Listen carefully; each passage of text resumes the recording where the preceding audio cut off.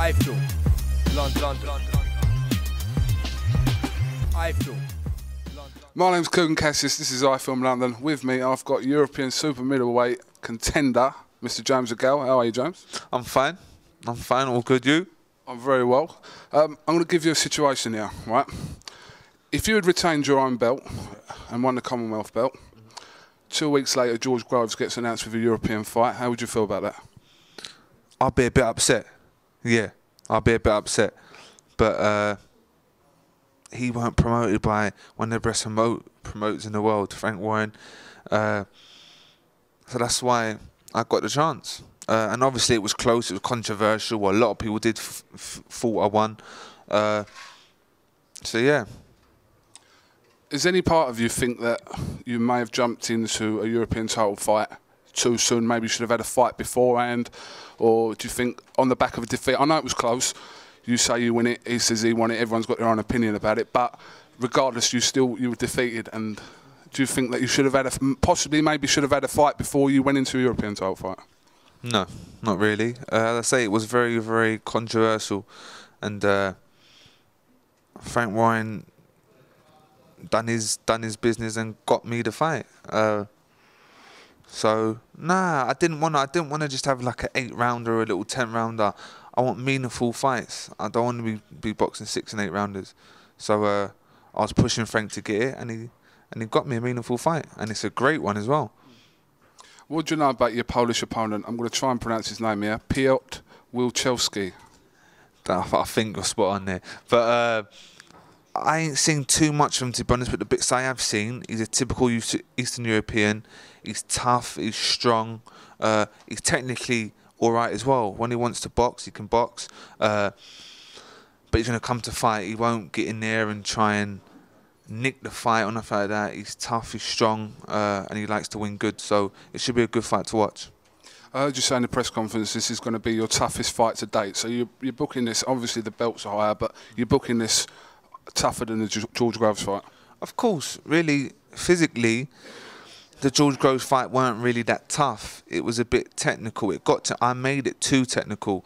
Like the first 7 rounds, I made it like a sparish kind of fight. Like yeah, it was like a spar until I stepped on it in the 8th and 9th round. But yeah. Well, as sparring going, because you've been sparring with Darren Barker from Matchroom, how's that been going? Sparring's going great. Had some great sparring, obviously, with Darren Barker. He's in great shape. He's looking good. Confidence are high, and he's in great shape. But the sparring's been good, competitive, and he's on top form. So I'm not sparring just a 50% Darren Barker. It's 100% ready to roll Darren Barker. So it's been good sparring. How comes they've decided to put this fight up in Liverpool? Wouldn't it have made more sense to have had maybe you and Kevin Mitchell fighting on the same bill here in London for support? Yeah, but I think Frank's trying to sort out another show at the end of October, but he wants to get me out another time after this, before the year's done, just to keep me busy. So he said, instead of boxing at the end of October, let me get you out like beginning, middle, and you can box at the end of the year. So it's perfect. That's what I want to be active. I've got to ask, what was your initial reaction when you found out that George Groves had signed for your own stable?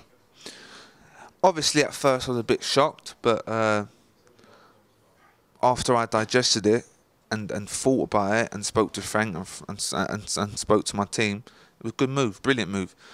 But I remember when I first turned professional and Jim McDonnell said to me, professional boxing ain't just a sport, it's a business. Really, there's no loyalty. Really, there ain't no loyalty. But if Frank gives me the right money, he gets me the right fight so I can get my titles, I don't care. So you think there's room at Frank Warren Promotions for 2 super middleweights of your calibre? Say it again, sorry? I said, do you think there's room at Frank Warren Promotions for 2 super middleweights? Well, we're going to have to see. We're going to have to see. We're going to have to see. I think there is. And another bonus is easier to make the fight. Easier to make the fight. As soon as I'm European champion, hopefully he goes on to defend his British and Commonwealth and win them. I've heard he wants the bigger fish. He's got bigger fish to fry. Well, once I win the European title, I am the bigger fish. So he's going to have to come. If you don't come, he's going to look like a fool. Like, he don't want to fight me. I think he's been quoted that he don't want to fight me anyway. He don't want me. He's not in. James DeGale ain't in my mind. I'm going on to bigger and better things. I don't need him. He does need me. He does need me. But we just have to see. Come on, you two are boxing at the same camp now. That don't matter. That don't matter. That don't matter. Listen, I don't need George Groves. George Groves needs me. But I swipe him aside. I've got bigger things on my mind. I want to win this European title. And move on, and just move on. So my career don't evolve around George Groves. All right, well, James DeGale MBE, thank you very much for talking to iFILM London. Again, love talking to you. Good luck with your fight. What were you on about? What? Hold on.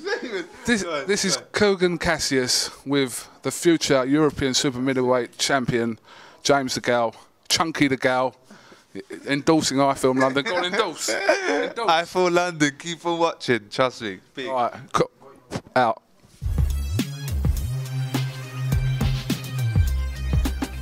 iFILM London.